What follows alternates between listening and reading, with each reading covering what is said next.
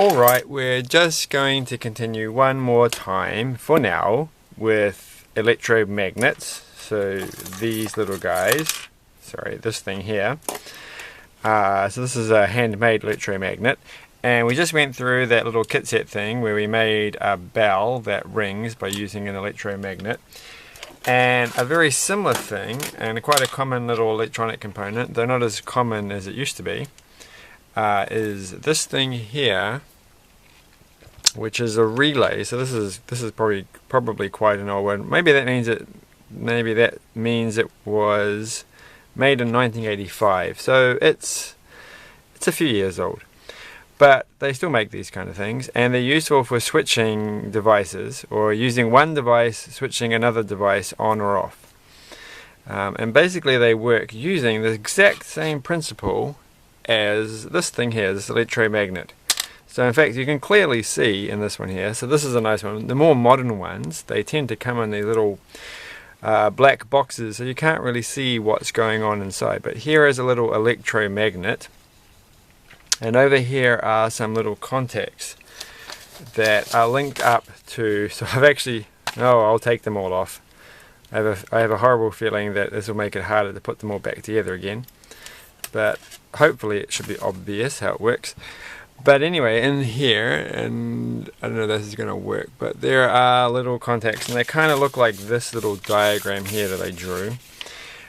So these little pins down the bottom are actually just directly connected to these contacts. So there's one contact on this side with a little angle bit, a little knobby bit, and another one on the other side, and then there's this wire in the middle. So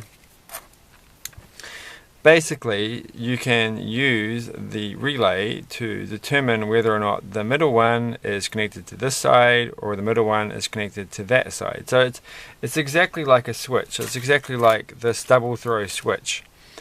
Where it's either one side or the other, but in this case here we're essentially using an electromagnet to shift the little middle bit backwards and forwards. So we're using a switch that's done via machine control, and this works by this thing here. So if we apply electric current to here, these two pins here, then this electromagnet turns on. It's a bit hard to actually see how it functions, but basically there's a little pole, that little metal bit that comes down here and it goes under here, and it's pivoted about there. So remembering that when we activate our electromagnet with the screw thing here, the magnetic field is coming out of the ends here, so it's strong here at these points here, so the front and the back. So things get attached to these bits here. So the same thing happens here, because it's like the 90 degrees or it's perpendicular sorry, to the direction that of the coil, of the windings of the coil. And so here you can see that the coils are actually going around this way, like this thing here.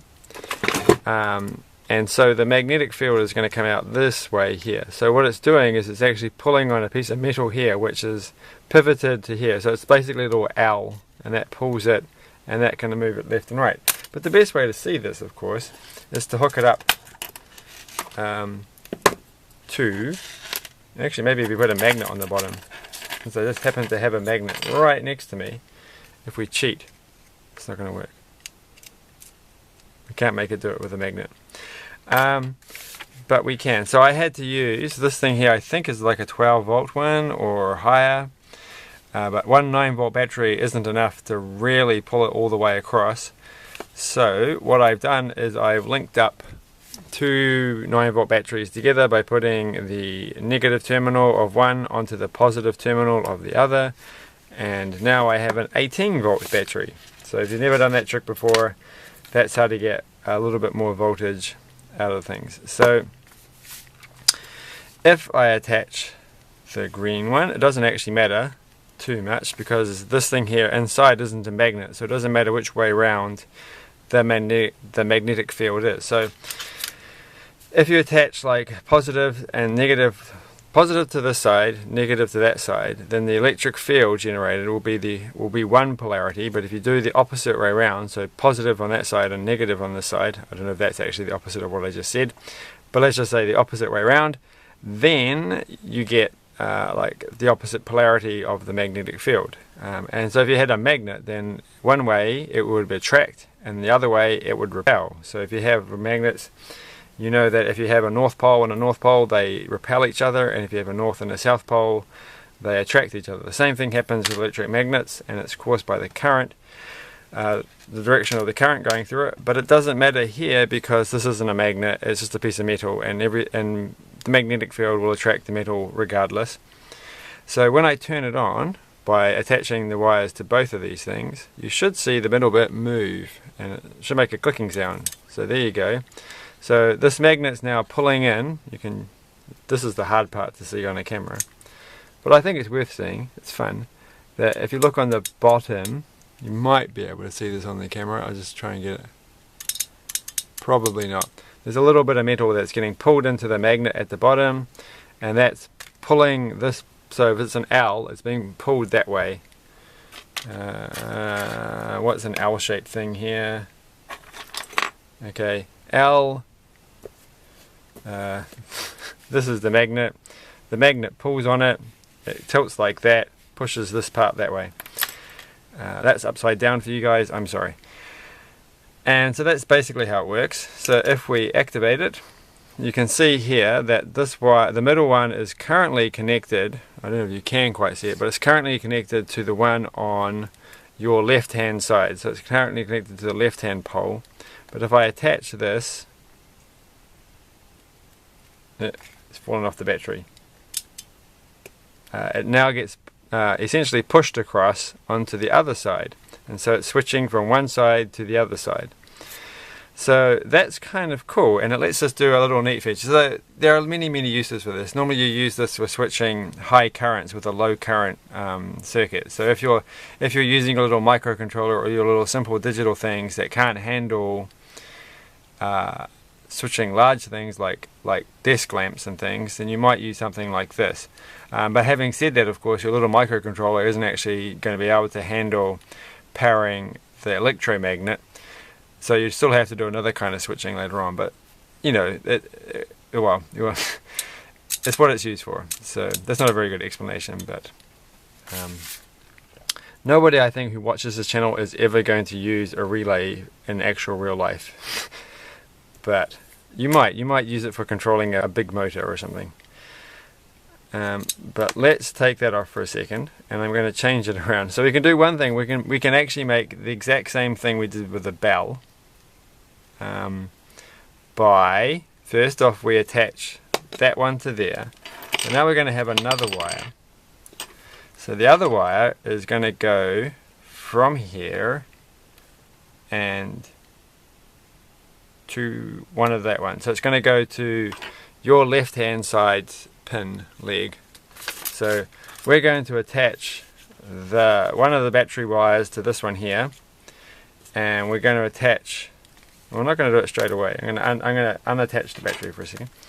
This is tricky because you don't want them to touch each other, but I got it to work before, so it shouldn't be too hard. I may have to bend them over a bit. It's really kind of important. I don't know what the middle bit is for. It probably has a purpose, but for screwing it down on things. So it's just a screw. So these aren't touching at the moment, and that's good. So it's a very hacky way of doing things. But at the moment, so the battery, you can imagine your battery. Sorry, I'm sweating. It's very hot today. It's just got a bit too much. So here's your battery, and your battery is going to be connected via these two things. Oops, we've missed out the important part, and we're just going to draw a big box here and color it in black. So that is the quick symbol for the actual relay. That's not the symbol for a relay, but the battery is connected to the relay, and then the relay, and then it's connected through here, and so this is a switch. So this is kind of like a switch to turn the relay on or off. So if this switch is moved over to this side, then the circuit is broken and the relay won't work. So there won't be any current flowing through the relay because there isn't a circuit. But if it is touching this, then current will flow through the circuit and the relay will activate. And this is kind of cool because basically If the relay is activated, then it will push the little middle bit across over to this side, and it will deactivate the circuit. And if you do that, then the magnetic field will collapse, and the relay will go back to its default position, which is touching this one. So it will keep doing that over and over again. So which is what happens with the bell. So when we turn it on, so I'm just going to attach the battery again. It should make a buzzing sound, which it does, and a little humming sound. So I can't actually see it. This is going so fast that basically what's happening is it's moving backwards and forwards, and you made a mechanical little buzzer thing, and it's going backwards and forwards like this because it's continually engaging the relay and disengaging the relay because it's connected to itself. So that's quite a neat and terrible way of making a buzzer, but it's kind of cool. I was going to have a radio to see if it actually interfered with the radio. So the other thing with this is it kind of makes a bit of interference, and also uses a bit of power. So this is not how you would make an actual buzzer, but it is kind of cool, and it has a mild vibration. Probably shouldn't keep it for too long. So don't use relays like that because they will end up breaking. So cool, that was a very quick video. Well, it was a quicker than usual video. I was going to show one more thing that I haven't got around to fixing. I'll just go get it.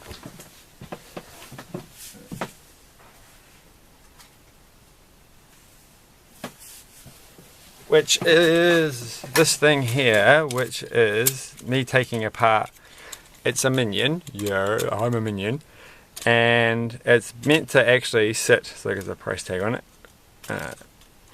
I got it second hand because it doesn't actually work.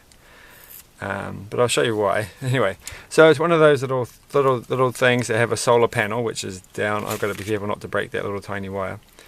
There's the solar panel and the control circuitry. And you know, it's one of those things that sit in the shop, sit somewhere in the sun, and they go backwards and forwards dancing like that.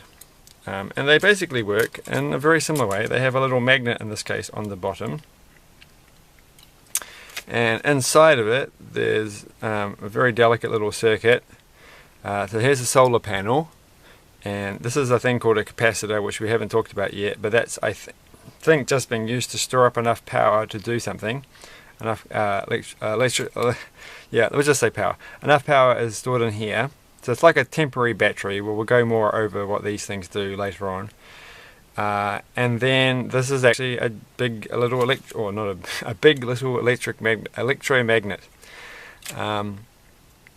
which just so I think how it works is on one way, because you've got to get the timing right.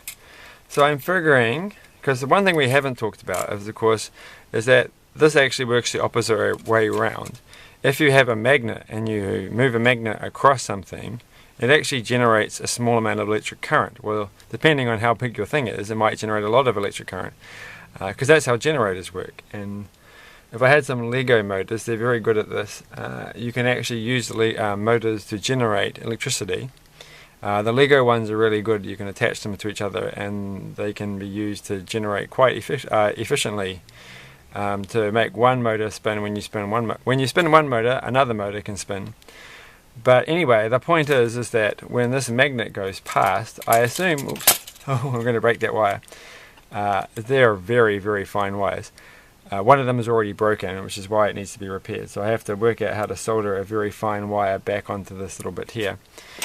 But I think what happens, and I don't know, someone can look this up. I did see someone talking about this once, is that when it goes past one time, because the thing is, the field can't be on all the time, and I'm just wondering how they get the timing right. I think there is some way it's also sensing the magnetic passing it, the magnet's passing it by, because it generates a very small current, and that is letting this thing here, there's a little tiny chip hidden away in there, a little tiny circuit hidden beneath that blob. And that somehow is detecting when the magnet goes past, and then it's stored up, so you know it's got a bit of time to store up a bit of charge inside the little I've broken, no I haven't, off inside the capacitor. and then it releases it, just a little brief pulse as the magnet goes past, I assume, and that pushes it back the other way.